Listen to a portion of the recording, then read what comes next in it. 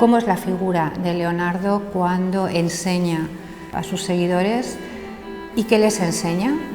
y luego qué es lo que ellos absorben o asimilan de sus enseñanzas.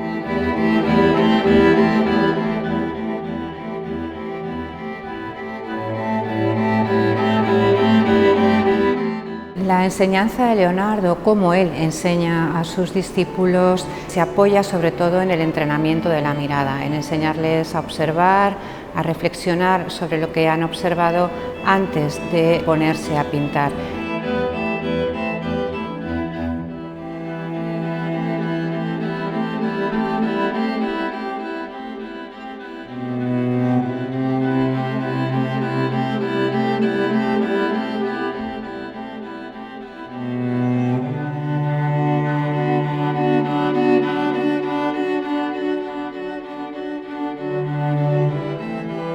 La colección del Prado nos permite el poder reflexionar sobre su figura como maestro, y las obras, tanto las de la colección como las que hemos pedido, sintetizan cada uno de los hitos de esa instrucción que Leonardo va dando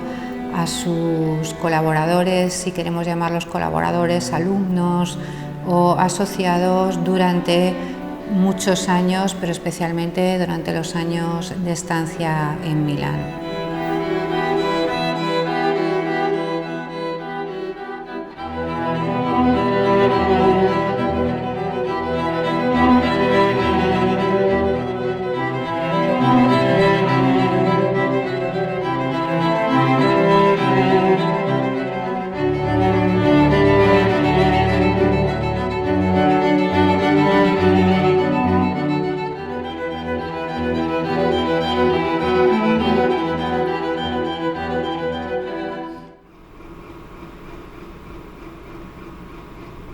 Yo creo que su pensamiento se sigue muy bien a través de sus dibujos, y yo creo que de ahí también ese empeño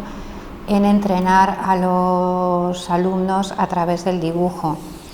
Por otra parte, son alumnos que cuando llegan a él ya están formados. Cuando él plantea su enseñanza,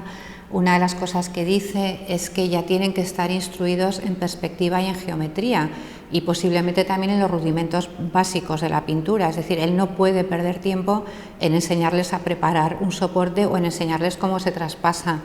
un dibujo a través de un cartón. Leonardo incita siempre a sus alumnos a corregir todo lo que están haciendo,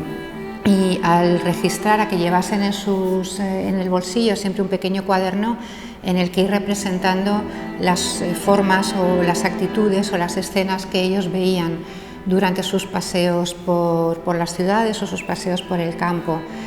Y les decía además que luego se retiraran a pensar en ellas en solitario para que se quedasen muy bien grabadas en la memoria, y después les incitaba también a salir en grupo para hacer ejercicios en común y que unos se corrigieran a los otros. Hay un momento en el que incluso Leonardo les dice: dibujad el modelo, luego lo dibujáis de memoria y luego lo dibujáis sobre un vidrio, y este vidrio lo superponéis sobre el dibujo que habéis hecho de memoria, y donde no se correspondan las líneas o los contornos lo volvéis a corregir. Él era francamente obsesivo con el perfeccionar cómo incide la luz en la superficie y cómo se ven las gradaciones, los pasos de la luz hacia la sombra, y cómo reproducir esto de manera que sea convincente, de manera que sea verosímil, no imitando exactamente lo que están viendo, sino haciendo que esas imágenes pintadas o esas imágenes dibujadas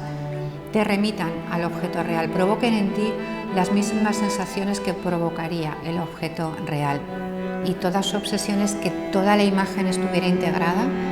a reproducir el relieve con la reverberación de la luz, con la iluminación, con el desenfoque. O sea, realmente eran muchas cosas a tener en cuenta para que la imagen funcionase. Leonardo lo desarrolla hasta sus últimas consecuencias, y luego va a haber otra serie de pintores que todavía lleven mucho más a la perfección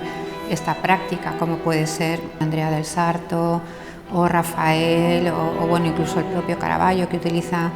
bases oscuras, algunos venecianos, la pintura sobre pizarra.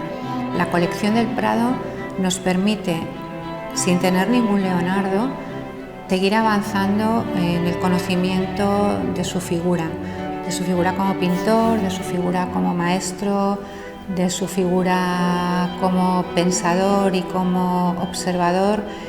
porque son testigos que recogen una serie de pintores de los que sí tenemos una presencia muy importante en el Museo del Prado,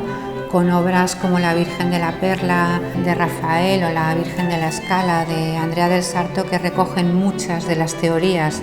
de Leonardo da Vinci sobre aspectos que él al final no llega a materializar.